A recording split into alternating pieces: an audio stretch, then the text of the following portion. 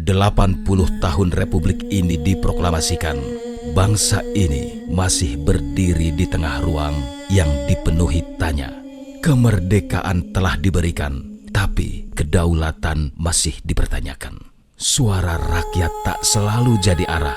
Hak dasar, pendidikan, kesehatan, dan pekerjaan masih terasa seperti fasilitas, bukan kewajaran.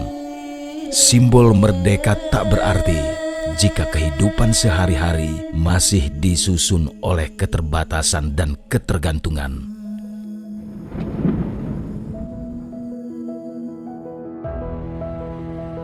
Pohon ditandai, rumah dikompromi, tempat berpijak jadi saksi. Yang dulu hijau, kini menjadi abu. Yang dulu teduh, kini terbuka dan terbakar. Kita pernah hidup dalam harmoni dengan alam, tapi kini harmoni itu tergerus oleh ambisi yang tak mengenal cukup. Katanya demokrasi, tapi tidak ada suara yang terdengar. Katanya mendengar, tapi hidup di ruang kedap suara.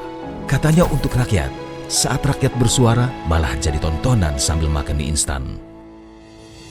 Kemandirian bukan sikap menutup pintu, tapi keberanian menentukan arah tanpa menunggu izin dari luar. Pangan tak bisa terus bergantung dari luar. Energi tak boleh terus dijaga oleh perusahaan asing.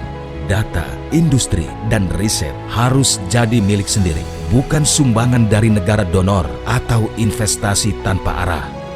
Kemandirian bukan pernyataan politik. Ia adalah syarat untuk memiliki martabat. Dan martabat tak pernah lahir dari permintaan maaf. Ia lahir dari kesiapan membangun hari demi hari. Keadilan tidak akan pernah utuh selama kebijakan hanya berputar di lingkaran pusat. Daerah bukan pelengkap. Setiap wilayah punya hak untuk menentukan bagaimana masa depannya dibentuk. Desentralisasi politik bukan sekedar distribusi anggaran, tapi distribusi kepercayaan dan tanggung jawab. Suara dari pesisir, dataran tinggi, pulau-pulau kecil harus punya bobot yang sama dengan ruang rapat ibu kota. Indonesia tak pernah selesai dibentuk. Setiap zaman memberi luka dan pelajaran, tapi setiap luka juga memberi peluang kelahiran baru. Lahir kembali bukan berarti meninggalkan sejarah, tapi memperbaharui cara berpikir, cara bekerja, dan cara berdiri. Bangsa ini tidak butuh aktor lama yang mengganti kostum.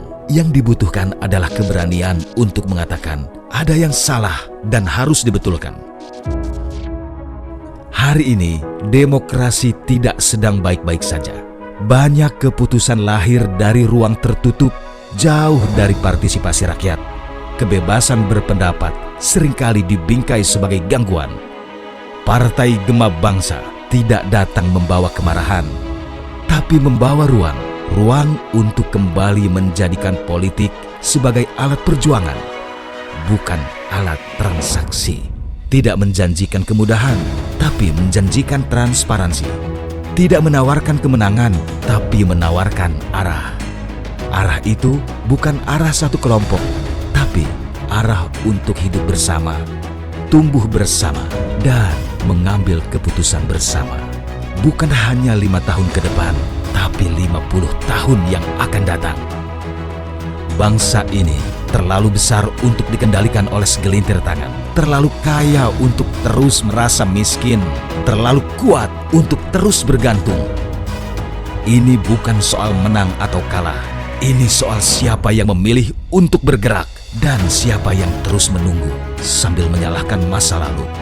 Dari rakyat, oleh rakyat, untuk rakyat. Dari daerah menuju pusat. Dari kemandirian menuju kedaulatan. Partai Gema Bangsa. Desentralisasi Indonesia Reborn. Mandiri di negeri sendiri. Suara yang membangun, gerakan yang menyatukan, dan harapan yang membangkitkan Indonesia.